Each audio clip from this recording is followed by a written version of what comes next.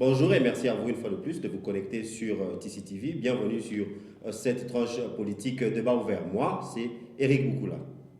En week-end du 13 au 14 août dernier, la ville de Beni à l'est du Congo a été une fois de plus frappée. Frappée, quand je dis, c'est un massacre de plus de près de 50 personnes avaient été tuées par machette, par couteau, et ainsi de suite. Et le week-end qui s'est ensuivi, il y avait eu des manifestations, bien sûr, pour demander au gouvernement congolais de se prendre en charge, c'est-à-dire de remplir sa responsabilité de protéger la population congolaise. Bien sûr, des manifestations qui, au troisième jour, c'est-à-dire le mercredi qui suivait, ont abouti à une tuerie, une fois de plus, entre manifestants et policiers. 3 morts au total, un policier, un civil et ça, il paraît que c'est un membre du ADF Nalu. Bien sûr, c'est le groupe ougandais qui est accusé d'être accusé de perpétrer tous ces meurtres. Au total, depuis décembre 2014, c'est un peu plus de 500 personnes qui ont été tuées dans cette localité, c'est-à-dire à l'est de Beni,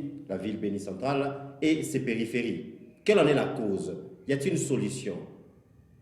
Les gens se meurent. C'est comme ça qu'ici, je reçois une de personnes qui pourra peut-être nous éclaircir. Et là, bien sûr, il s'agit du chargé de communication de l'opposant en exil, Joseph Mukungubila. Et bien sûr, il s'agit de Charlie Jefté Mingiedi. Bonjour Charlie. Bonjour, monsieur Eric. Bonjour. Alors, ce n'est pas par hasard que tu es avec moi ici. Je sais que l'histoire des massacres, quand on parle de massacres, toi et votre organisation du prophète, vous vous y connaissez un peu, je dirais pourquoi. Mais Charlie, le prophète a été un peu spécialisé dans ce qu'on appelle des lettres ouvertes. Plus d'une fois, il a écrit des lettres ouvertes. Dans ces lettres ouvertes, on a plus remarqué qu'il se donne plus à la communauté internationale. Plus, il s'adresse à la communauté internationale. Mais quand je parle des massacres de Beni, la RDC, ou bien la MONUSCO plutôt, est la mission avec le plus grand contingent d'hommes, de policiers et de soldats des Nations Unies, depuis la création des Nations Unies. Et à Beni, où ces massacres sont perpétrés, il y a un camp de la MONUSCO pas très loin. Pourquoi le prophète s'attelle-t-il à continuer à demander à cette communauté internationale d'agir alors que, vu sa position face à Beni, on voit qu'il y a un peu une nonchalance de la part de la communauté internationale? Merci beaucoup, monsieur Eric. Je commencerai par présenter mes condoléances à nos frères de Beni, de la province du Nord Kivu. Hein? Sinon, à tous les compatriotes du Congo, parce que ce qui nous arrive, c'est quelque chose de... Ça fait très mal. Heureusement que dans ton introduction, en parlant de massacre, tu as dit que j'en savais quelque chose.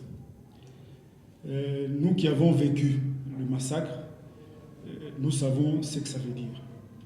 Il est vrai qu'on constate quelque chose on ne sait pas expliquer ça autrement. Le silence de la communauté internationale. C'est vrai que le prophète a eu à écrire à maintes reprises. Et parlant de massacre, il a perdu au moins plus de 300 personnes parce qu'il s'est levé un jour, du 5 décembre, où il a écrit pour demander jusqu'à quand le peuple congolais va-t-il devoir payer en versant son sang pour ce pays. Ce sont les 2 lettres ouvertes qui ont amené à ce que Kanambe puisse massacrer Mukungubila et les siens. Vous savez, la communauté internationale, nous le disons comme ça, ce sont les décideurs. Si aujourd'hui nous avons la MONUSCO chez nous, c'est parce que les décideurs ont pu s'asseoir et ont décidé afin qu'on puisse avoir une mission onusienne chez nous. Pourquoi ils n'agissent pas? Ça, c'est de notre point. Mais nous savons que nous avons un gouvernement. Mais donc, vous êtes de l'avis qu'ils n'agissent pas?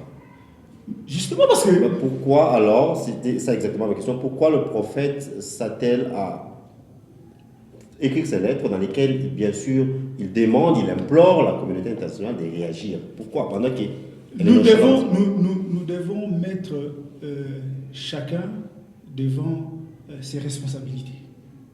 Parce que vous savez que le monde ne tourne pas comme ça, vaïka vaïka, ce n'est pas une jungle.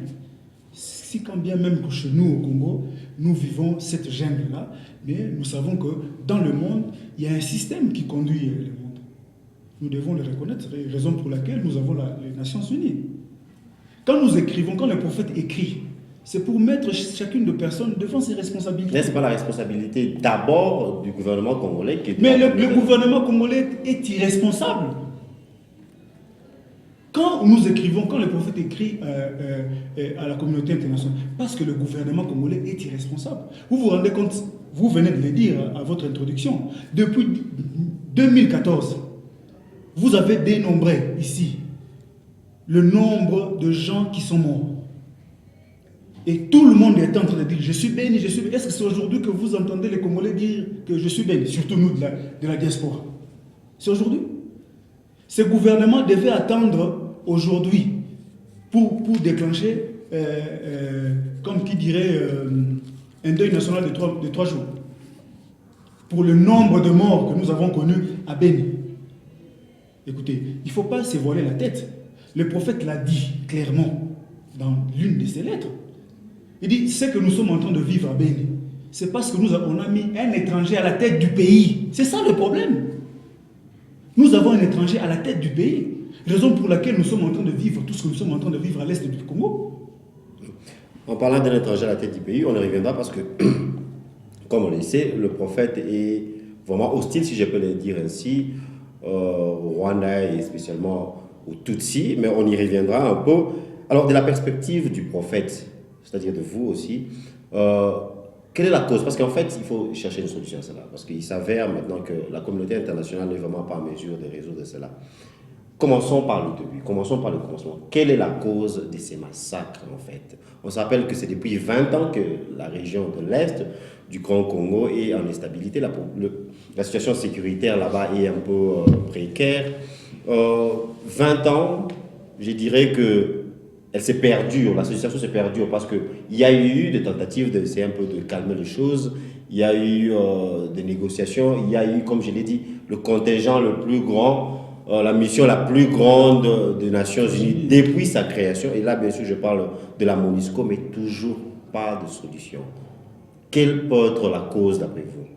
Mais, monsieur Eric, vous vous souviendrez qu'en 1996, le prophète était la seule personne qui s'est levée pour écrire une lettre ouverte, comme vous venez de le mentionner ici, dénonçant l'arrivée de l'AFDEL. Le prophète a dit à toutes les plateformes, commençant par la présidence, toutes les plateformes politiques du pays, dit ne vous mettez pas dans une distraction. Parce que ce que vous voyez là, ce n'est pas une rébellion, c'est une évasion. Ces gens-là viennent pour occuper notre pays, afin de balkaniser notre pays. Ça, c'est sorti de la bouche du prophète Joseph en 96. Donc, nous connaissons déjà la cause. Et nous sommes aujourd'hui mal au point de voir que certains Congolais continuent à croire que nous avons une démocratie chez nous au Congo. Donc la cause, d'après vous, c'est l'arrivée de Joseph Kabila et l'AFDEL. Je m'excuse, de Laurent Désiré Kabila et l'AFDEL. Justement, l'AFDEL, parce que l'AFDEL, c'est une histoire montée de toutes pièces, dirigée par les étrangers. À l'époque, le Congo, le Zaïre à l'époque, se mourait. Tout le monde ne voulait plus du dictateur Mobutu. Oui. N'était-ce pas une solution à l'époque qu'il fallait l'arrivée de l'AFDEL? N'était-ce pas une libération à l'époque? Si c'était des Congolais, initiative de Congolais, qui voulaient faire quelque chose pour mettre fin à la dictature des Congolais, donc des Zaïrois à l'époque, ça devait être autre chose. Ok? Donc il fallait faire quoi? Il fallait laisser le maréchal Mobutu continuer avec son régime? Non. Jusqu'à ce qu'on trouvera des Congolais qui allaient se mettre dedans? Non. Parce que déjà, il y avait certaines résolutions qui devaient être prises en charge parce que nous étions sous embargo. On a coincé tellement le pays pour que le maréchal puisse lâcher. Mais il ne lâchait pas prise. Il ne lâchait pas prise, mais il a commencé à lâcher prise. Parce que le maréchal n'était pas le tout-puissant. Vous avez vu, il a été vulnérable. La maladie, il avait mis déjà. Mobutu était déjà partant. Donc il fallait laisser la population endurer encore ce... Non, on ne peut pas laisser la population endurer encore. Mais comme nous le disons... Parce qu'on se rappelle le Zaïre, nous avons vécu cette époque. La monnaie à l'époque était... Nous avons vécu cette époque. Nous connaissons ce que nous avons vécu à l'époque. Mais il faut faire la part des choses. On ne va pas accepter une chose pour vivre encore pire que ce que nous avons connu. Si nous voulons nous libérer, nous devons accepter de souffrir une fois pour toutes pour se libérer. N'empêche, M. Laurent Désiré Kabila est arrivé avec le Rwandais, comme vous le dites, une invasion, mais il s'est retourné contre eux et la population derrière lui. C'était le retour du Congo dans les mains des Congolais. Oui, mais avec... vous savez déjà que M. Laurent Désiré Kabila avait une politique un peu tout autre. Parce que vous souviendrez que M. Kabila a combattu aussi le fils du pays. Je prends par exemple le prophète. Il a été arrêté, torturé, condamné à mort. Puis libéré. Libéré. Puis libéré, oui. Toujours dans le régime de M. Laurent Désiré. Oui, mais il y a des gens comme le feu papa Jeannot Bemba, ministre à l'époque de l'économie, qui s'est levé, qui a bravé tout ce qu'il pouvait braver pour voir M. Laurent Désiré Kabila, afin de le faire comprendre que le monsieur que vous êtes en train de torturer, le monsieur que vous êtes en train de faire souffrir, ce monsieur, c'est un patriote nationaliste qui se bat, qui défend le pays. Juste en passant, vous commémorez la sortie, c'est-à-dire la libération de Joseph Nkongobila. Oui, ça fait 17 ans. Ça fait 17 ans oui. Qu'il a retrouvé sa liberté. Il a retrouvé sa liberté. Il y a quelque chose qui a été organisé à l'occasion? Bon, comme d'habitude, nous rendons grâce à l'Éternel et nous disons que cette libération a un impact avec la vie politique de notre pays. Nous retournons à notre sujet, juste oui. Pour voilà, il arrive, M. Laurent Désiré Kabila, parce qu'il ne savait pas à quel saint se vouer. Parce qu'à ce moment-là, il était venu avec des gens, on lui a fait comprendre que ces gens étaient venus pour... Il le savait déjà, lui-même comme il venait, il savait déjà que ces gens-là étaient là pour balkaniser notre pays. Mais attendez un peu, à la guerre comme à la guerre, il venait avec des gens qui savaient, ils savaient qu'ils étaient là pour balkaniser le pays, ils étaient là pour piller le Congo, mais à la guerre comme à la guerre, il y a façon d'infiltrer son ennemi. Peut-être que c'était une tactique de guerre, parce qu'en fin de compte, comme je l'ai dit, il s'est retourné contre eux. Oui. Alors, pourquoi le blâmer pour... Non, mais on ne le blâme pas, parce qu'en fait, il faut être responsable. Hein. Quand vous avez posé un acte, il faut savoir récolter ce que vous avez semé. M. Laurent Désiré Kabila a récolté ce qu'il avait semé lui-même. Et nous avons eu des tops, parce qu'il nous a laissé. Le monsieur qui aujourd'hui gère notre pays, c'est pratiquement quelqu'un qui est venu du lot de Laurent Désiré Kabila. Nous arriverons, si vous suivez en ligne, bien sûr, sur techcourage.com. Vous pouvez nous rejoindre aussi sur Facebook, Take Courage, sur Twitter. Et bien sûr, là, comme je viens de le dire, je suis avec le chargé de communication de l'opposant en exil, Joseph Nkongobila. Et lui nous dit qu'en fait, la cause de tous ces massacres à Beni, je les rappelle, 50 morts le week-end dernier, plus 3. Ça, c'est après les manifestations entre policiers et manifestants, bien sûr, dans la ville de Beni. Les jeunes qui s'étaient levés disaient qu'ils voulaient déposer un mémorandum à la mairie, mais ça a dégénéré et voici un peu à quoi on a abouti.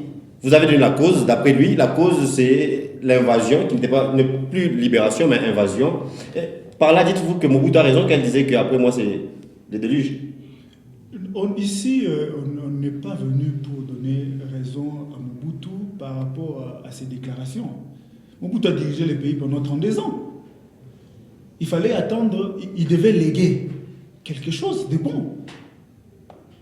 Mais vous vous rendrez compte que Mobutu a été entouré de certaines personnes aujourd'hui qui vont se faire passer pour des savants ou bien des gens qui aiment le pays. Et pourtant, quand ils étaient à la commande, ils n'ont rien fait pour le pays. Donc, on ne va pas prendre le dire. Parce que vous savez, quand vous êtes en train de marcher, le pays c'est un pays qui est quelque chose que nos aïeux nous ont légué. Nous devons prendre soin de ça. Tu épouses une femme, tu sais que cette femme-là, si elle met au monde des enfants, tu dois prendre en charge. Tu ne vas pas dire que non, voilà, comme vous ne voulez pas m'entendre, quand je vais partir, vous allez voir ce qui va arriver. C'est toi qui es allé épouser la femme. Tu dois te comporter à un homme responsable.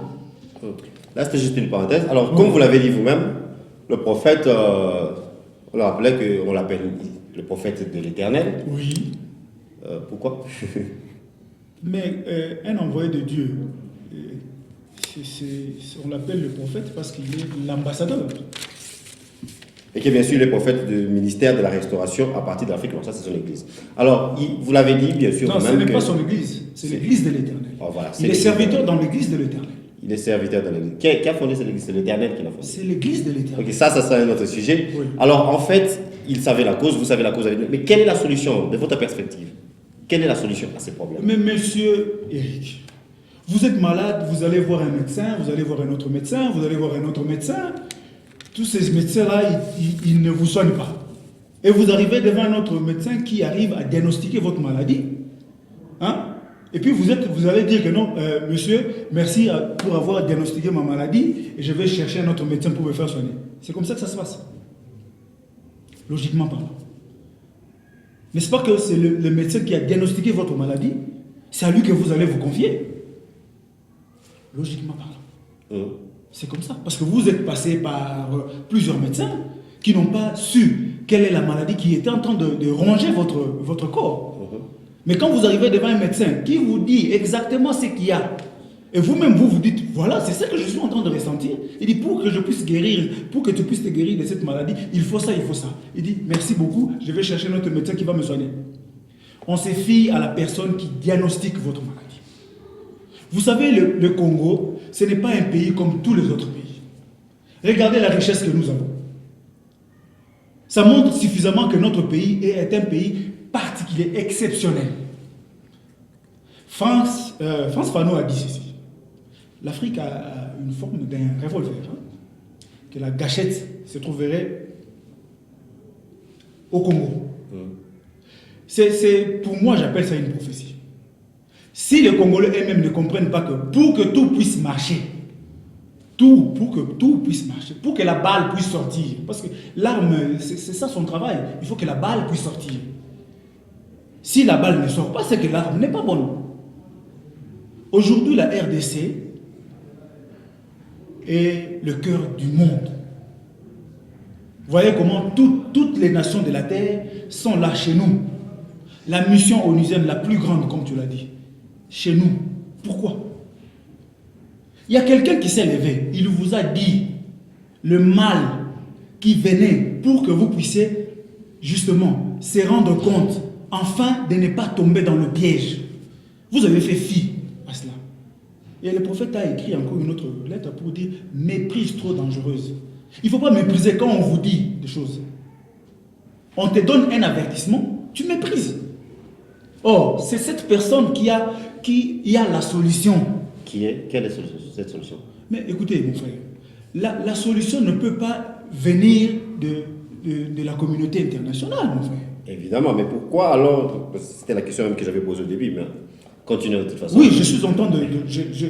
Parce que je me rappelle de sa lettre du 18 avril dernier, je crois que c'est peut-être l'une des dernières. Il dit, je cite, « C'est choquant que ces génocidaires soient réussis à l'Élysée comme pour défier le peuple congolais en disant, vous mourrez, mais cela importe peu. » Et c'est là, c'était une lettre adressée à François Hollande, le président de la France, c'est quand il avait reçu le président. Mais pourquoi alors sa télé a continué à demander à ses présidents mais non, vous avez vu la réaction. François Hollande a compris que le prophète avait raison. Comment ça? Qu'est-ce qu'il a fait? Mais il a annulé le truc, la visite. Et il devait réceptionner... En quoi cela changera le régime de Kabila? Non, déjà le prophète a démontré que la France a vécu la même chose que nous sommes en train de vivre aujourd'hui au Congo. Revenons à nos moutons, comme on le dit. Quelle est la solution, François? Mais la solution ne peut que venir de nous-mêmes, Congolais. De nous-mêmes, Congolais, parce que nous avons la capacité. Nous avons tous les atouts pour mettre fin cette histoire. Mettre fin à cette histoire, ça veut dire quoi? Mettre fin à l'occupation. Si nous ne mettons pas fin à l'occupation rwandaise, je martèle très bien, à l'occupation rwandaise qui est en train de servir notre pays, cette histoire de Béni ou des trucs ne s'arrêtera pas. Mais elle a commencé bien avant. Quand vous parlez de l'occupation, vous parlez bien sûr du régime de Joseph Kabila. Non. Donc, c'est-à-dire, pour vous, avons... l'occupation, c'est depuis l'entrée de l'AFTEL. C'est ça, vous avez posé la question, c'est depuis l'entrée de l'AFTEL. Vous avez vu plus de 6 millions de morts. Mon frère, peut-être nous le disons comme ça. Hein? 6 millions de morts, plus de 6 millions de morts. Non. On ne pouvait pas continuer à accepter ces mascarades qu'on est en train de voir dans le pays. Tout ce qu'on est en train de faire là, ce sont des mascarades. Le peuple est en train de mourir. Chaque jour. Il fallait quoi? Quand le prophète l'a dit, jusqu'à quand ce peuple va continuer à verser son sang pour ce pays. Jusqu'à ça. Et tout justement, comment changer ce régime? Comment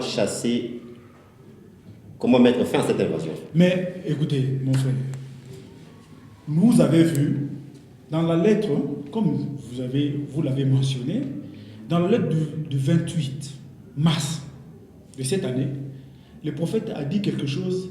Je crois que la seule personne qui a compris ce que le prophète voulait dire, c'est le maître Moukedi, les bâtonniers. Quand Corneille Nangaa a dit seulement que nous sommes dans l'incapacité d'organiser les élections, mais on ne pouvait plus rien attendre. Le gouvernement, le monsieur, l'imposteur qui est à la tête de notre nation devait démissionner. Le prophète l'a dit. Comme il a seulement entendu que Corneille Nangaa dise ça. Quand Corneille Nangaa dit seulement que non, nous sommes dans l'incapacité d'organiser les élections cette année. Ça veut dire, c'est fini pour vous.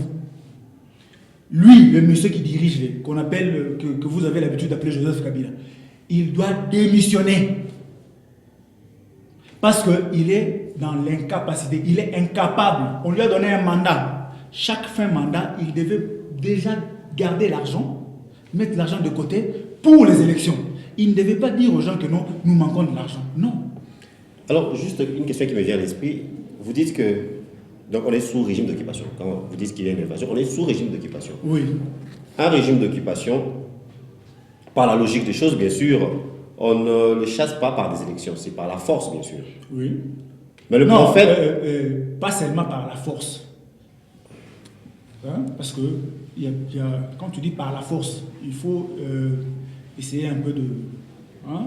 Je fais même référence à ce que le prophète lui-même avait dit, le prophète Mukungobila. Bien sûr, quand je dis le prophète, je fais référence à l'opposant, Joseph Mukungobila, qui est bien sûr... qui s'appelle aussi prophète de l'Éternel. Alors, dans sa même lettre ouverte du 18 avril 2016, quand il écrivait à François Hollande, il dit qu'il essaie un peu de faire un parallélisme entre les morts aujourd'hui à RDC et ceux de la France à l'époque, à l'époque de la Révolution française. Non, peut-être à l'époque de la résistance française. De l'invasion allemande. Oui. Ok. Dans la Deuxième Guerre mondiale. Voilà, c'est un peu ça. Alors, la France est libérée par la force. Donc, si on continue avec le parallélisme, le Congo ne peut être libéré que par la force. Pourquoi je pose cette question? C'est parce qu'en fait, le prophète était candidat malheureux aux élections de 2006. Oui. Donc, il avait tenté de... Donc, pour lui, ces élections étaient un peu aussi... Le fait même qu'il s'est présenté comme candidat pour lui, ces élections étaient des élections. Donc, c'est-à-dire le régime en place était un régime reconnu. Il faut faire la part des choses. Le prophète est allé aux élections et si vous entrez peut-être dans son site, vous allez voir que il a dit ceci: je suis le choix de Dieu. Et pendant même la campagne, pendant tout ça, il disait que je ne suis pas venu en compétiteur, je ne viens pas faire la compétition. L'Éternel m'a demandé de me présenter à son peuple. Ok? Il est venu, l'Éternel a imposé ça pour qu'il vienne se présenter à son peuple. Et quand vous lisez vous voyez les vidéos, tout ça, vous allez voir clairement, il disait déjà que je ne suis pas venu en compétition. Je suis venu parce que l'Éternel m'a dit qu'il veut me présenter à son peuple. Son peuple qui est le peuple congolais. Vous voyez? Donc, c'est pour montrer que monsieur Joseph Moukoubila, donc le prophète de l'Éternel, c'est quelqu'un qui travaille dans une logique quelconque. Il a voulu faire comprendre aux gens que non, nous pouvons le faire partie d'une manière ou d'une autre. Et l'une de ces manières était cette tentative de coup d'État du 30 décembre 2013. Vous êtes journaliste, monsieur Rick. Si le prophète avait fait un coup d'État, vous pensez qu'aujourd'hui, Kanambe serait encore au pouvoir? Un coup d'État raté. Non, je dis si le prophète avait fait un coup d'État. Les commanditaires ou bien peut-être les exécutionnaires de ce coup d'État s'étaient déclarés être... Nous parlons de coup d'État. Je te pose la question. Si le prophète avait fait un coup d'État, est-ce que vous pensez que... Mais il y a des coups d'État qui ratent comme en Turquie. Non, ça a je raté. dis, s'il avait fait un coup d'État... S'il avait tenté de faire un coup d'État. C'est ça que je suis en train de dire. S'il l'avait tenté, comme tu l'as dit, est-ce que vous pensez que Kanambe serait au pouvoir? Oui, mais il est là. Mais non, le problème c'est que il faut maintenant poser la question clairement, honnêtement. Parce que vous savez que Katoumbi Moïse, en tant que gouverneur de Katanga, ils ont participé au Conseil de sécurité pour aller attaquer les prophètes dans sa résidence à Lubumbashi. Vous présentez la chose comme si les prophètes étaient allés attaquer. Non. L'histoire a commencé à Lubumbashi. Pourquoi vous ne parlez pas de ce qui s'est passé à Lubumbashi? Bien sûr, on y reviendra peut-être. Non, parce que là, le temps. Oui. Le temps, mais il faut savoir qu'on a attaqué les prophètes à Lubumbashi. Oui, tout le monde le sait. 50 morts. Non. Officiellement. Non. Officiellement. 200 morts. Ok, officiellement. C'est là où on a tué plus de gens. À la résidence. Dans sa résidence. Le prophète n'est pas sorti pour aller attaquer. C'est dans sa résidence qu'il est. Juste pour signaler que le prophète est ici. Il est ici en Afrique du Sud, bien sûr. Le gouvernement en RDC avait tenté d'obtenir une extradition de la part du gouvernement sud-africain, une extradition qui, heureusement pour le prophète, a été rejetée. C'est là après que la justice sud-africaine s'est rendue compte qu'il n'y a pas assez de preuves pour le remettre entre les mains des autorités congolaises. Mais oui, justement, c'est ça. Où en est les dossiers, juste en passant? Juste en passant, le prophète a gagné le procès, comme c'est lui qui était la victime. Mais vous savez déjà que nous vivons dans quel monde? Jusqu'aujourd'hui, nous attendons que le gouvernement sud-africain puisse remettre le prophète dans ses droits. La justice sud-africaine a déclaré le prophète innocent de tous les chefs, de 3 chefs d'accusation, que le gouvernement, par les billets du procureur général de la République et de Madame la ministre de la Justice à l'époque, qui sont venus accuser les prophètes pour qu'ils puissent être extradés. Donc, le prophète a gagné et on a démontré, parce qu'ils ont manqué de preuves. Parce que nous vous disons que ce n'était pas un coup d'État. Parce que si c'était un coup d'État, le prophète serait là, en train aujourd'hui de diriger le peuple d'une certaine manière.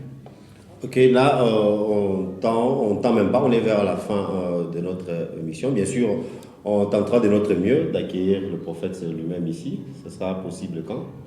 Bon, comme je t'ai toujours répondu, vous savez, le prophète, il est là pour vous, pour le peuple. Et avec tout ce que nous connaissons ici à l'étranger, il ne dépend pas, pour certaines déclarations, il faut que son cabinet, ses avocats, son bureau, ses conseillers puissent voir dans la mesure du possible comment on peut. C'est pourquoi vous voyez chaque fois, il réagit par des lettres ouvertes pour ne pas donner l'occasion à certains mauvais esprits de chercher encore à créer des problèmes là et là-bas. À créer des problèmes, en tout cas des problèmes, il y en a. Merci. Comme je vous l'ai dit, là c'était le chargé de communication de l'opposant en exil, Joseph Mukungubila. Merci à toute l'équipe technique. Bien sûr, là je vois Samuel Mukuna et aussi Basile Kanda à la réalisation. Une fois de plus, restez connectés sur nos réseaux sociaux. Donc là, nous avons Facebook, nous avons Twitter, c'est Tech Courage TV. Un mot? Le mot de la fin. Si, vous pouvez si la réalisation pouvait m'accorder, ça aurait été juste une minute, très rapidement. Je remercie M. Rick, je remercie Tech Courage. Tech Courage. Tech Courage, oui. TCTV. TCTV. de m'avoir donné cette opportunité. Et je voulais lancer un message au peuple congolais. Et nous avons une maxime aujourd'hui que nous disons: toute vérité est réalité, mais toute réalité n'est pas nécessairement une vérité. Que le peuple ne puisse pas se distraire. Cette année, c'est l'année de la libération du peuple congolais. Et cette libération ne peut pas venir d'ailleurs, si ce n'est par le peuple congolais lui-même. Donc, nous devons nous mettre derrière celui qui a l'autorité divine pour libérer le peuple congolais. Merci, merci et à la prochaine.